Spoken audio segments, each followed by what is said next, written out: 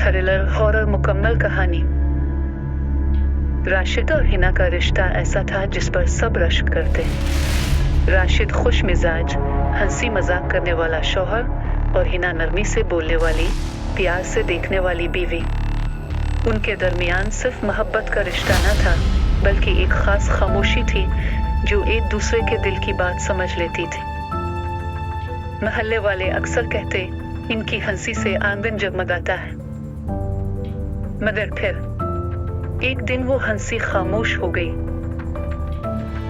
एक सुबह जब सूरज निकला तो हिना कहीं नहीं थी। राशिद ने दरवाजा खोला, नाश्ता बनाया, मगर किसी को कुछ ना बताया। वो रोज की तरह दुकान गया, शाम को वापस आया और रात को छत पर चाय पी। ना हिना का जिक्र, ना फिक्र। पहले दिन सबने सोचा शायद महके गई हो, दूसरे दिन भी यही समझा। लेकिन जब हफ्ता गुजर गया और किसी ने हिना को ना देखा, ना सुना, तो सबको कुछ अजीब सा महसूस होने लगा। राशिद अब और भी हंसने लगा था। कभी गली में बच्चों को टाफियां देता, कभी खिड़की से बाहर गाता, मेरी हिना कभी नहीं जाएगी।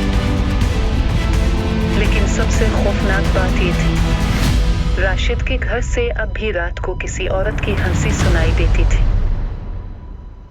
महीने गुजर गए। एक रात जब बारिश तूफान में बदल गई, महल्ले के फकीर अली ने राशिद के घर के पास से गुजरते हुए कुछ अजीब महसूस किया।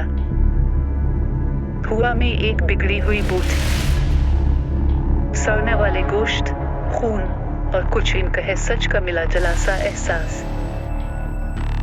उसने झांक कर खिड़की के अंदर देखा, पर्दे हल रहे थे और साया जैसे कोई रक्स कर रहा हो। पुलिस आई, दरवाजा तोड़ा गया। घर में कदम रखते ही अफसर की तबीयत बिगड़ गई। बुझे हुए फानूस, दीवारों पर हाथों के निशान और फर्श पर गहरे खून के धब्बे, जैसे कोई कहानी चीख रही हो मगर सुनने वाला ना हो। लेकिन असल मंजर तहखाने में था। दरवाजा जंग आलूद मगर ताजा खराशों से भरा हुआ। जब उसे खोला गया तो जैसे माजी का कल बाहर अलिफामिद आया। एक कुर्सी पर जंजीरें पड़ी थी। एक तरफ एक गुड़िया हिना की आवाज में बोलती हुई जैसे रिकॉर्डिंग हो, और एक कोने में वो लाश, चेहरा सियाह, जिस्म सुकड़ा हुआ, मगर आंखों में जिमी वही हैरानी।